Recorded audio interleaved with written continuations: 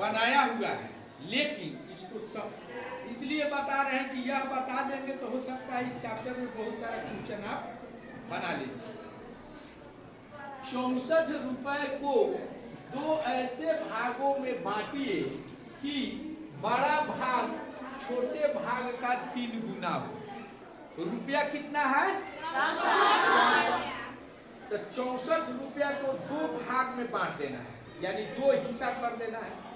कोई एक बड़ा हिस्सा होगा, एक छोटा हिस्सा होगा, लेकिन मालूम नहीं है कि बड़ा हिस्सा कितना है और छोटा हिस्सा कितना है। हाँ, तो एक मान के बना लेंगे, नहीं मानना पड़ेगा। तो लिखेंगे माना कि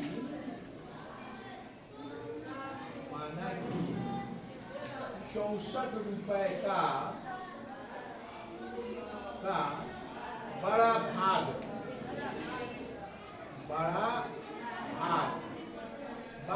मान लिए हम x। तो 64 रुपये का बड़ा भाग जब x हो जाएगा तो छोटा भाग कौन होगा? 64 में से बड़ा भाग घटा देंगे, जो बच जाएगा वही ना छोटा भाग होगा। बात समझ रहा है कि नहीं? जब बड़ा भाग इसका x है तब बड़ा भाग इसमें से निकाल लेंगे, तो जो बच जाएगा वह क्या हो जाएगा? तो लिखेंगे छोटा भाग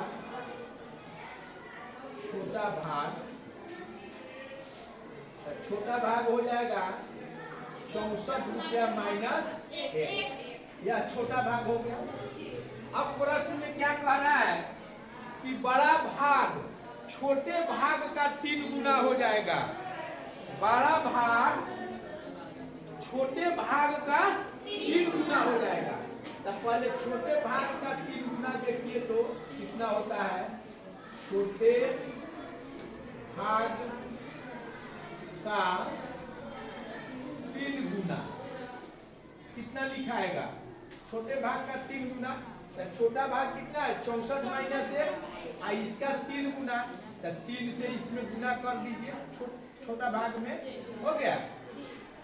तो ये छोटे भाग का 3 गुना हो गया। अब कह रहा है कि जो बड़ा भाग है वह छोटे भाग का 3 गुना है। इसका मतलब बड़ा भाग और छोटे भाग का 3 गुना, ये दोनों क्या हो जाएंगे?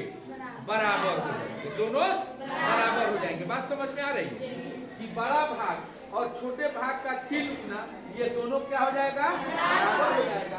तो लिखेंगे प्रश्न से बड़ा भाग x बराबर होगा छोटे भाग के 3 गुना। तो 3 गुना 64 माइनस x। अब देखिए या होगा x बराबर, या 3 से इस दोनों में गुना है, क्योंकि यह कोष्टक में है, ब्रैकेट में है, तो 3 से दोनों में गुना है। तो 3 से पहले इसमें गुना कीजिए, 4 या 12 के 2, 6 का 18, 192 हो गया। माइनस 3 से फिर प्लस माइनस हो जाएगा, तो -3 हो गया। अब कह रहा है कि हमको इसमें x का मान निकाल देना है। तब तो सब आपको बड़ा भाग मालूम होगा, तब आप छोटा भाग निकालिएगा। अब क्या करेंगे? इधर जो है हम 3 जोड़ेंगे। आपको बताया है कि LHS में 3 जोड़िएगा तो RHS में भी 3 जोड़ना होगा। तो लिखेंगे या, अब क्या करेंगे? इधर 3 जोड़िए तो x प्लस 3x कितना जोड़ेंगे? 3 नहीं, 3x जोड़ेंगे। x plus 3x। इधर भी क्या करना होगा? 3x जोड़ना होगा। 192, अब पहले से -3x है, आज जोड़ेंगे कितना? +3x। अब देखिए तो यह -3x या +3x कैंसिल हो जाएगा, यानी इधर कितना बच गया? या x प्लस 3x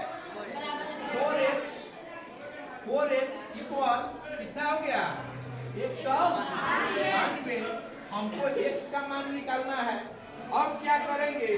4 से इधर भी भाग करेंगे, तो इधर भी भाग कर देना होगा। हो गया। तब 4 से LHS और RHS दोनों ओर 4 से भाग कर देना।